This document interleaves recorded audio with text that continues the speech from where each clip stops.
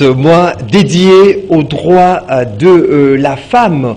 Qu'en est-il de la question de la parité en République démocratique du Congo? Est-ce le genre est mis en pratique, mis en valeur au pays de Félix Antoine Tshisekedi Tshilombo? On en parle, mesdames et messieurs, fidèles téléspectateurs de Canal Congo Télévision. Bienvenue à votre émission Zoom qui a le plaisir de recevoir pour vous ces jours Madame Julie Masengou. Julie Masengou est cadre de l'AFDC allié, ce parti cher à Modeste Bahati Lukwebo, mais également elle est doctorante en sciences de l'information et de la communication SIC. Madame Julie, bonsoir. Bonsoir, bonsoir chers journalistes.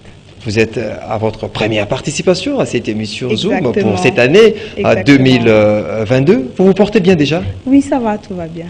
Tout va bien? Tout va bien. En fait, avant d'entrer même dans les vifs de notre sujet du jour, parlez-nous un peu de vous, votre motivation à ces jours de faire la politique.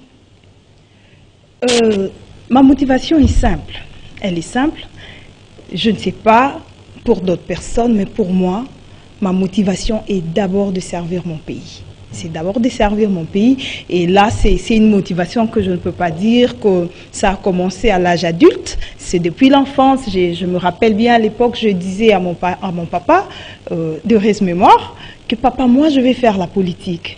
Moi, je vais gérer la République. Je vais gérer les institutions. Alors, il m'a prodigué des conseils. Alors, là, à quel âge, lorsque vous étiez en primaire, secondaire primaire, ou à l'école primaire. Déjà à partir de 3e primaire. Déjà, vous avez la passion de faire la politique. Exactement, exactement, exactement. De faire la politique, mais aussi de joindre le journalisme. Il y avait des femmes modèles à l'époque. Alors, je me disais, vraiment, je vais être comme ces femmes-là. Donc, ma motivation est juste de servir mon pays. Il n'y a pas quelqu'un, par exemple, qui vous a poussé, que depuis votre tendre enfance, vous étiez admiratrice d'un homme politique, par exemple, qui vous a stimulé un peu, en fait, à faire la politique? Bon, dire depuis l'enfance, par exemple, à l'âge de 10 ans et tout. 10 ans déjà penser la politique, c'est-à-dire vous étiez admiratrice d'un acteur politique ou à ce moment-là, avec l'enfance, je vois de personnalités politiques passer à la télévision, parler, et je me limitais juste au niveau où je veux aussi un jour passer et parler. À cet âge-là, oui. Mais à l'âge adulte, j'ai commencé à voir de femmes, mais aussi des hommes, pourquoi pas. J'ai commencé à voir de personnes comme ça dans la télé et je sentais au fond de moi que je devais également donner le meilleur de moi pour servir mon pays. Donner le meilleur de vous. Aujourd'hui, vous faites la politique. Aujourd'hui, vous faites une politique active dans notre pays, la République démocratique du Congo. Est-ce dans le chemin par vous emprunté, il y a eu des obstacles ou bien vous y êtes accédé avec facilité, sans complication? Des obstacles, pas du tout. Pas du tout. Je ne peux pas parler des obstacles parce que AFDC, c'est un premier parti, c'est le premier parti où je me suis engagée pour servir mon peuple. Et je me rappelle d'ailleurs... Là, ça remonte de quelle année? Ça remonte de 2020. 2020 que vous avez... choisi exactement, faire un choix d'appartenir à un parti politique, à un regroupement politique, de servir son pays, son peuple, au travers un parti politique. Auparavant, vous étiez dans des groupes de réflexion. Dans des groupes de réflexion, de mouvements. Exactement, c'est là où j'étais. Alors, lorsque je me suis engagée et j'ai rencontré à l'époque, je salue Madame Hélène Ngouza, elle est en train d'œuvrer aux Ligues des femmes, que je salue d'ailleurs. Elle m'a amené chez une très bonne personne. À l'époque, c'était le président fédéral Guy Richard Malongo, que je salue, qui est aujourd'hui le secrétaire général. Guy Richard TGV. TGV, là, nous devons bien mentionner. TGV en nom. Votre TGV. Oui, c'est le vôtre. Non, pas seulement le nôtre. C'est notre, à nous tous. À nous tous. C'est un TGV. Train à grande vitesse, un monsieur très dynamique, un stratège infatigable. Et vraiment, j'étais tombée dans de bonnes mains. Et non, pas de complications, tellement aussi la femme hein, dans ces mondes-là où on voit beaucoup plus les hommes. Non. Au fait, à l'AFDC, si vous voulez adhérer, il suffit juste que vous vous adhérez de votre propre... votre propre gré, vous acceptez d'adhérer, il n'y a pas de non parce qu'elle est femme, parce que non. Tout citoyen a son plein droit d'adhérer à n'importe quel parti politique de son choix. Et c'est le choix que j'avais fait et j'étais très bien accueillie. Mais rares de femmes dans notre pays font la politique. En quoi sont-elles découragées, par exemple, de faire la politique? Bon, il y a, oui, certes. Parce que c'est à compter, hein, à bout du doigt, les femmes qui font la politique en RDC. À bout du doigt, oui, bien sûr, mais il y a aussi un vent qui arrive, qui s'annonce déjà de femmes dans la politique. Mais certes, il y a de femmes qui regardent la politique de loin. Alors c'est un problème sérieux parce que c'est un problème... Tu regardes la politique debout ou assise? Non. Pas debout. Il y a d'ailleurs de celles qui regardent la politique de loin et assises. D'autres, d'ailleurs, on peut parler couché. Voilà. Exactement. C'est un problème lié tout simplement à la culture. Mais la femme est désintéressée de la politique. Oui. Je dis oui. Il y a certaines femmes, certaines, pas toutes. Il y a certaines. Mais la majorité. Le pourcentage est quand même élevé de femmes qui regardent la politique de loin. C'est un problème qui est lié tout simplement à la culture africaine. Là, je dois le dire, à la culture africaine, où auparavant, particulièrement d'ailleurs dans notre pays, dans nos villages, lorsqu'il y avait les assemblées des hommes, la femme était de l'autre côté à la cuisine, au champ, elle ne pouvait même pas s'approcher des hommes. Alors c'est cette mentalité-là, c'est cette culture-là qui a juste traversé les générations. Et la femme, et certaines femmes trouvent leur place, elles sont plus à l'aise au marché et plus à l'aise à la maison, au ménage. Oui, ce n'est pas mauvais, mais il y a des femmes qui étouffent leur potentialité en restant comme ça, bien que peut-être la République avait besoin de leur apport. Les femmes qui étouffent leur potentialité, comme vous venez bien évidemment de le dire, on est au mois de mars. Mois dédié aux droits de la femme.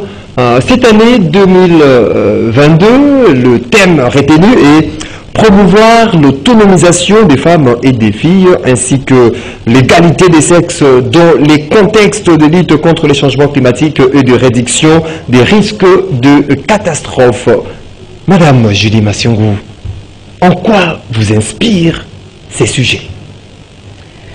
C'est un sujet qui est pour moi au centre de la vie humaine, un sujet qui doit particulièrement interpeller la femme parce que on prend la femme et on met la femme au centre du changement climatique. On met la femme pour lutter contre ce phénomène-là. C'est de la réduction de catastrophes. Exactement. C'est tout simplement parce que moi, je ne sais pas quelle a été l'idée de personnes qui ont conçu, mais je pense qu'ils ont compris que la femme est à la base même de la vie quotidienne. La femme, dans son ménage, elle utilise des charbons et tout pour faire la cuisine. Là, nous voyons, au fait, il y a beaucoup de choses qui font appel à la femme. Il y a la pollution de l'environnement. Au fait, si vous allez au grand marché, vous allez trouver des femmes en train d'utiliser de sachets jetés partout. Alors moi, je pense que c'est un thème qui doit conscientiser la femme. La femme doit prendre les choses en main. Il y a quelque chose que je suis également formatrice de l'éveil de l'homme. Il y a une phrase que nous disons que l'homme est au centre du changement.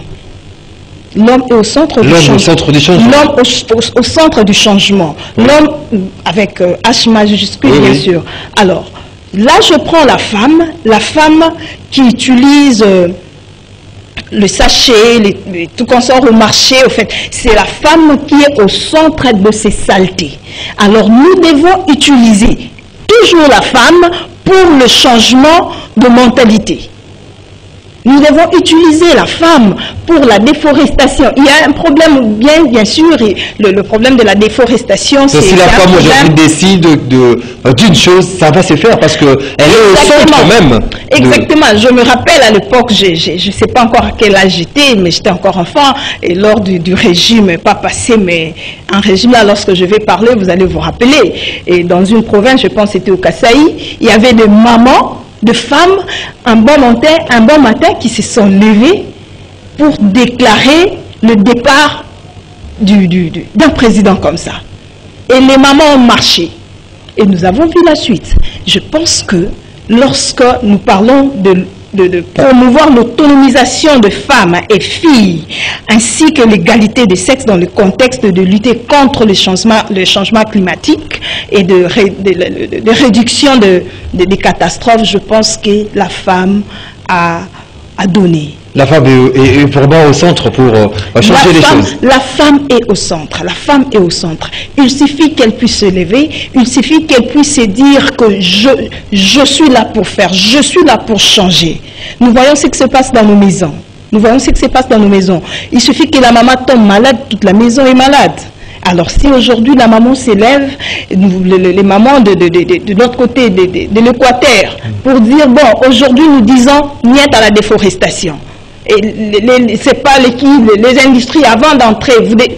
Il suffit que les femmes de l'équateur s'élèvent. Il suffit que les femmes s'élèvent. Qui sont aujourd'hui amorphes, hein, qui ne s'élèvent pas. Également. Exactement. Elles sont amorphes. Elles sont amorphes. Et subies.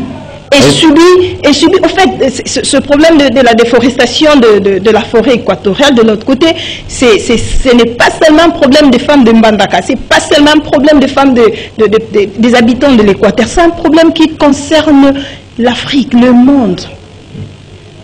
Un problème qui concerne l'Afrique, le monde. Madame Julie Massongou, pourriez-nous parler, parce que en regardant le thème de cette année 2022, ce qui m'a beaucoup plus tiqué, c'est là où on parle de l'égalité des sexes.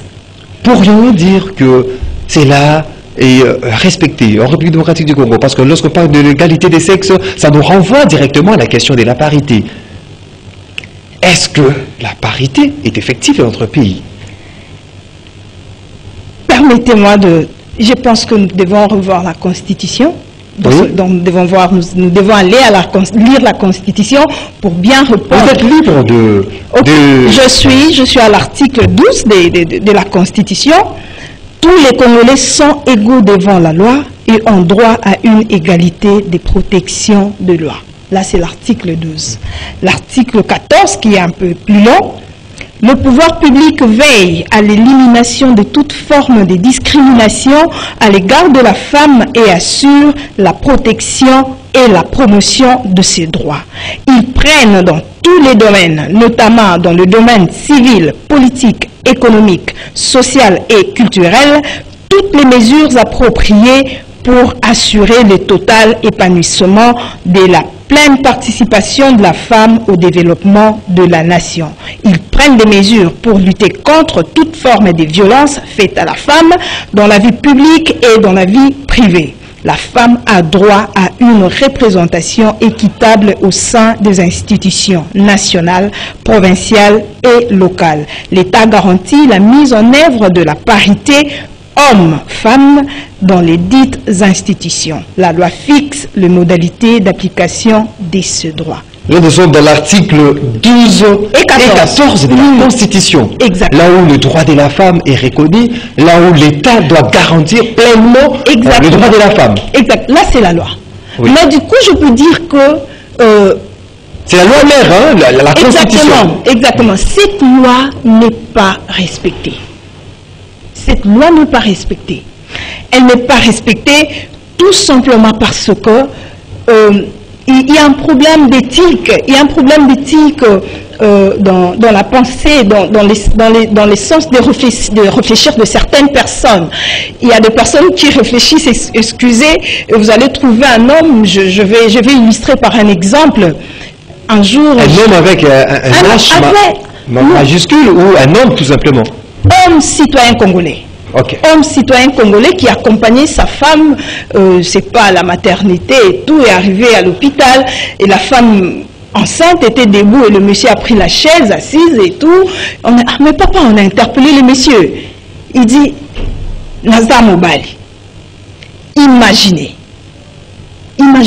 Dans une complexe de supériorité déjà. Exactement. Au fait, c'est un problème où les hommes se placent au-dessus de lui. Nous connaissons, Dieu a donné aux hommes ce pouvoir-là de dominer sur la femme, d'être supérieur. Vous êtes supérieur. Mais lorsque nous parlons de l'égalité entre hommes et femmes, on ne parle pas d'abord sur le plan conjugal, sur le plan foyer, c'est sur la vie professionnelle, c'est sur l'apport de la femme, c'est que la femme peut apporter. Déjà, entre hommes et femmes, il y a la complémentarité. Si nous pouvons aller même dans la Bible, il y a de... Le problème réside où, Madame Julie, où réside le problème? Parce que vous avez évoqué l'article 12 et 14 de la Constitution où le droit de la femme sont garantis. Pourquoi cela n'est pas mis en exergue, mis en pratique? Et puis, le problème, ça réside où? Où se situe le problème? Le problème réside à deux niveaux. Le premier niveau, c'est d'abord le niveau général chez l'homme, soit le citoyen congolais, qui n'arrive pas à digérer ce concept, cette phrase, la parité entre hommes et femmes. C'est d'abord ça. Et deuxièmement, là où il y a le plus grand problème, peut-être ça va étonner certaines personnes, mais c'est au niveau de la femme elle-même. C'est au niveau de la femme elle-même. La femme se résigne, la femme se sous-estime et elle donne la place à d'autres. Lorsque je parle à d'autres, donc des personnes qui sont vis-à-vis de la femme, en face de la femme, c'est l'homme et aussi la femme. La femme, en se résignant, donne l'accès à d'autres personnes de la considérer à risque. Juste comme à chosifier la femme, à la chosifier. Au fait, la femme elle-même n'a pas encore jusque la conscience, je ne parle pas de toutes les femmes, il y a certaines bien sûr. Au XXIe siècle, oui, c'est une réalité. Pas parce que vous avez parlé, vous avez évoqué récemment ces problèmes de la culture africaine. Exactement. Où la femme peinait pour participer dans des forums de prise de décision. Est-ce qu'aujourd'hui, ça demeure, même dans notre pays, ça continue, c'est quelque chose qui est perpétuel ou comment? C'est une continuité, et ce n'est pas pour rien, il y a tous ces thèmes chaque année, il y a des conférences, il y a des ateliers qui appellent à la femme de s'élever, de voir clairement, d'ouvrir les yeux. Ce qui est vrai, certes, on ne demande pas à la femme de prendre la place de l'homme. On ne demande pas ça à la femme. La femme au foyer et la femme au foyer. Je peux être femme, acteur politique, mais lorsque je suis au foyer, à la maison, je suis mère, je suis épouse, je remplis mes attributions en tant que femme. Mais lorsqu'on parle aussi de l'égalité, là c'est autre chose. Là c'est sur le plan professionnel. Là, c'est sur le plan professionnel, sur le plan scientifique. Nous voyons des femmes faire des thèses de doctorat.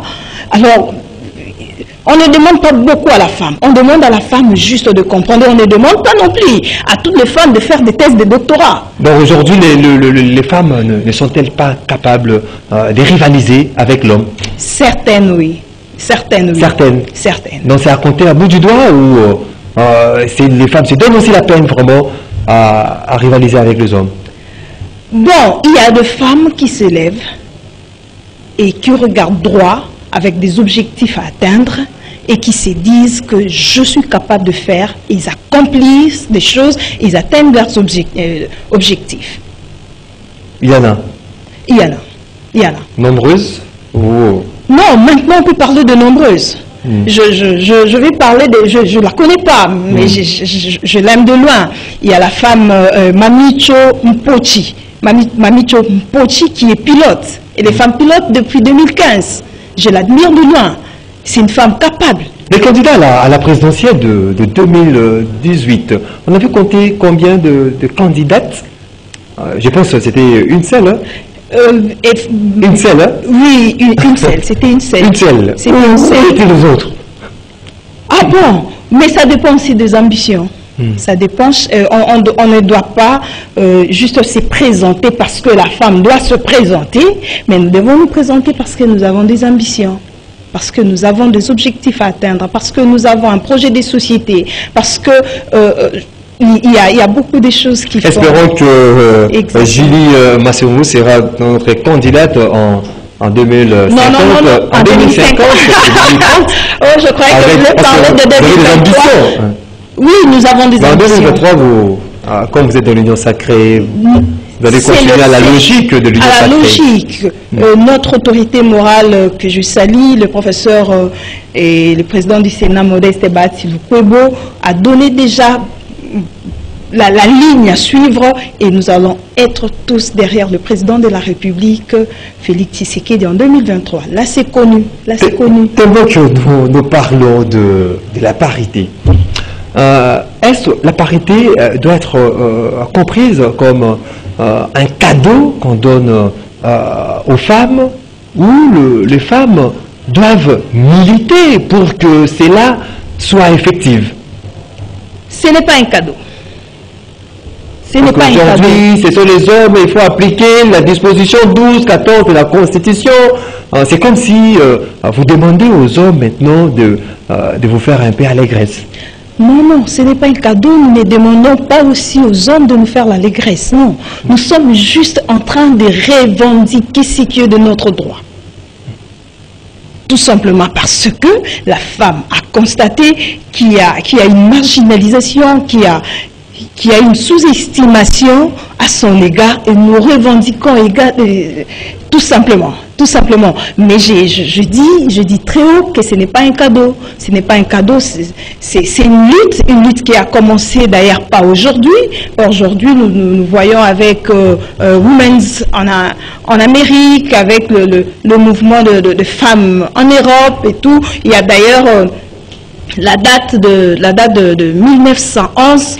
La date de 1911, le 19 mars 1911, la date où, pour la première fois, il y a eu cette célébration de droits de femmes qui a été célébrée pour la première fois en 1911.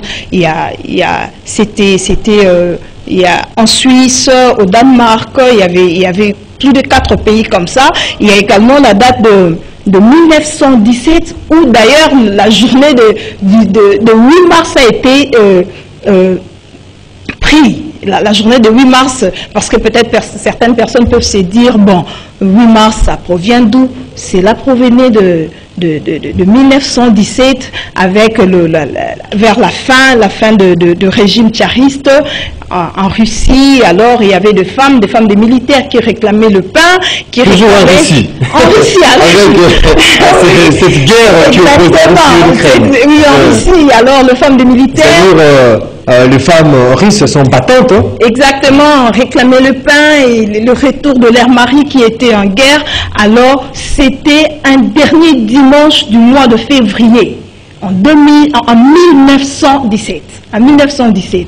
Alors, c'est le dernier dimanche là, du mois de février, c'était un dernier dimanche par rapport au calendrier en usage en Russie. Alors, par rapport à notre calendrier, à la calendrier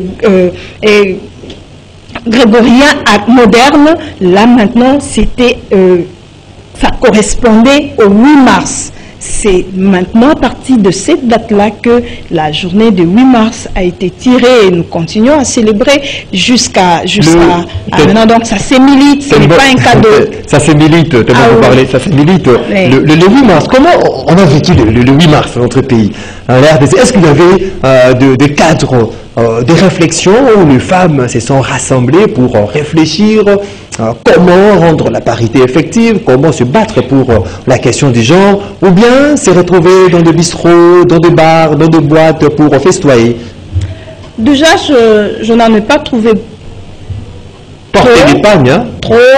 Et vraiment, là, je garde encore mon point de vue depuis que cette journée-là a commencé à être célébrée dans notre pays. Je n'ai jamais été pour de la façon où ça se fait. De moins en moins la femme est conscientisée et c'est devenu maintenant comme une journée où la jeune fille doit exposer son corps, la jeune fille doit aller prendre de l'alcool et tout. Il y a des choses insupportables qui se passent.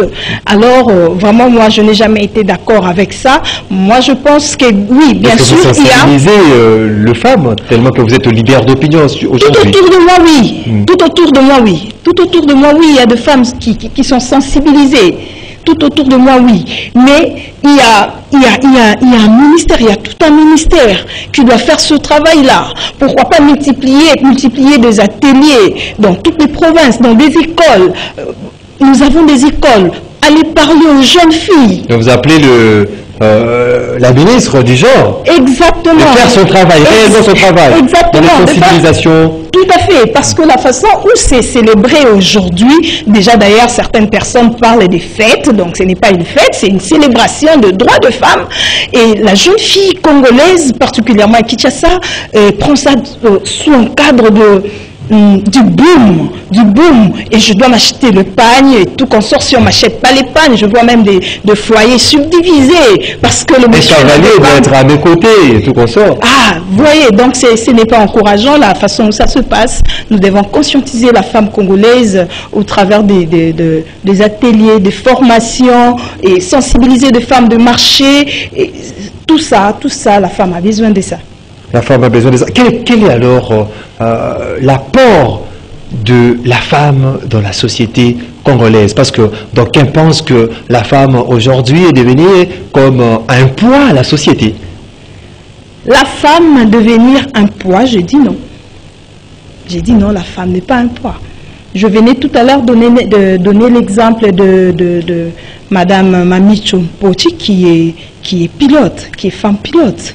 Est-ce qu'on peut parler d'elle qu'elle est un poids pour la société congolaise? Nombreuse. Non. Nous avons des femmes telles que la ministre du portefeuille, Madame Adel Kaïda. Elle est là, c'est une femme qui bosse. Nous avons la ministre, Madame Claudine Ndoussi du ministère du Travail, Emploi et Prévoyance sociale. Elle venait d'ailleurs tout à l'heure c'était dernièrement le 3 mars, elle venait de travailler sur des réformes dans le domaine des inspections de travail, d'où elle a travaillé, il y a eu une signature une signature à l'intention de lettres pour appui aux USA, au secteur de travail. Donc les USA se portent maintenant pour venir faire son appui au secteur de travail de la République démocratique du Congo. La femme apporte quelque chose dans la société. Exactement. Elle est au centre. Si on vous demandait de faire quelques recommandations en termes de propositions aujourd'hui sur cette question de la parité, sur cette question de veille de conscience des femmes à militer pour avoir que le droit de la femme soit respecté. La femme étant au centre de la vie quotidienne, j'appelle premièrement d'abord à la femme, parce qu'on ne peut pas sensibiliser quelqu'un qui n'est pas, une femme qui n'est pas partante. La femme doit d'abord prendre conscience. La femme doit libérer le potentiel qui est en elle. La femme au centre doit savoir donner sa valeur. Elle doit présenter sa valeur. Et aussi, par rapport, lorsque nous parlons du changement climatique et tout qu'on sort. Je vois même sur la pollution de l'environnement. La femme doit être... Moi, je pense que si on sensibilise la femme, la ville de Kinshasa va redevenir propre. Donc, il faut sensibiliser la femme. Elle va aller au centre de tout. Oui, elle est au centre de tout. Elle est au centre de tout, au centre même de la vie. Au centre même de la vie. Alors, que la femme se lève. Que la femme s'élève, que la femme se mette au travail, que la femme travaille pour un avenir durable de son pays. Mesdames et messieurs, c'est par ici que nous mettons un terme à cette émission Zoom qui a été consacrée exclusivement à cette question de la parité en République démocratique du Congo. Vous avez bénéficié de réflexions pointues de notre invité dès ces jours. Il s'agit de Madame Julie Massengu qui est cadre de la FDC-A de Modeste Bahati Lukwebo, doctorante en sciences de l'information et de la communication. On vous dit merci. Merci beaucoup. Vous étiez nombreux à suivre cette émission Zoom. Je vous dis merci de votre attention. Soutenue une émission réalisée par Bruno Ndiga. Moro Ndjambe était du côté de la régie. Olivier Lubango derrière les caméras pour vous présenter ces belles images. Je vous retrouve la semaine prochaine pour un autre numéro pour parler Congo. Ça sera avec le même plaisir. Au revoir.